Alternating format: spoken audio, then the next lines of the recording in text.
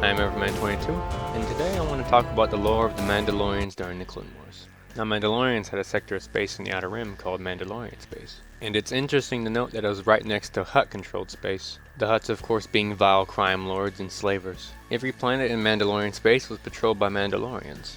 There were many different Mandalorian factions, and the cause of that was something called the Mandalorian Excision. The Mandalorian Excision was a campaign headed preemptively by the Jedi Order to occupy Mandalorian space when the Mandalorian people experienced a growth in technological acumen and military power. The Mandalorians had no chance of winning a war with the Republic, and suffered greatly, having mass patches of their planets reduced to barren wastelands because of the bombing from the Republic that took hundreds of years to recover from. The Mandalorian clans were defeated, and the Jedi Republic forces claimed victory, with many Mandalorians being exiled, disarmed, or otherwise killed, as a result of this preemptive strike by the Jedi Republic forces. This action caused a schism in ideology within Mandalorian society. One of the results of this schism was the Mandalorian pacifists, also known as the New Mandalorians. The New Mandalorians were a reformist Mandalorian movement based on the planet Mandalore, and while hating the Republic for the bombing of their homeworlds, they abandoned the Mandalorian ideology of warrior culture, and instead voiced nonviolence and neutrality. This of course was seen as horrid amongst the Mandalorian warrior clans, and caused a civil war amongst the remaining Mandalorians. The leader of this movement was Prime Minister Duchess Satine Kryze, who was actually born on the Mandalorian planet Kalevala. Mandalore was ruled by a council of ministers, with Duchess Satine being the Prime Minister. She was a very benevolent leader, and was a woman of great empathy, and genuinely cared for her people. This was shown when a radical member of the Mandalorian faction known as Death Watch bombed Peace Park, and then committed suicide. And instead of yelling at the bomber, she calmly and sorrowfully comforted him, until his death, seconds later. An attempt on the Duchess's life was made during the Mandalorian Civil War, and during that time, Qui-gon Jinn and Obi-wan Kenobi were assigned to protect her, and had to spend a year on Mandalore living on the run, because the insurgents kept sending bounty hunters to kill the trio. During this time, Obi-Wan and Duchess Satine fell in love, though they eventually split ways, because in the Jedi Order you cannot form attachments. While most police forces were trained with the use of blasters, Mandalorian police forces were trained with the use of riot shields and stun batons, and only used lethal weaponry as a last resort. Although when they did use lethal weapons, they favored the Westar 35 blaster pistol. The Mandalorian police forces were referred to as the Mandalorian Guard. The favored vehicle for the Mandalorian Guard was the Buick Allor class airspeeder, which was extremely light, fast, and unarmed. The word police was written in Mando across the front. Mando, of course, is the Mandalorian's native language.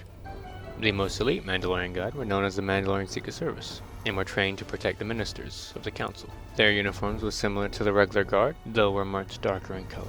There was also the Mandalorian Royal Guard, and their armor was used to invoke Mandalore's history of honor and discipline, and was designed to resemble nothing like the Mandalorian warrior clans of old. They were armed with force staffs and electro staffs capable of withstanding blaster fire, and were trained extensively on how to deal with such enemies. Unfortunately, Duchess Satine died when Darth Maul's campaign of vengeance against the Jedi Order, and more specifically Kenobi, put him at odds with the New Mandalorian faction. New Mandalorians generally lived in biocubes, and took the desert city of Sundari as their capital.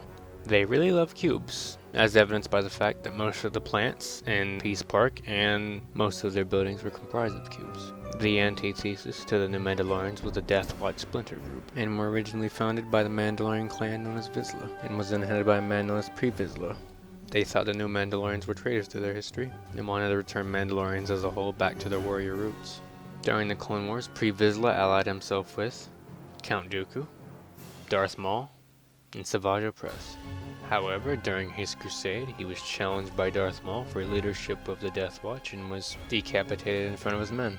Their base was at Concordia, the moon of Mandalore.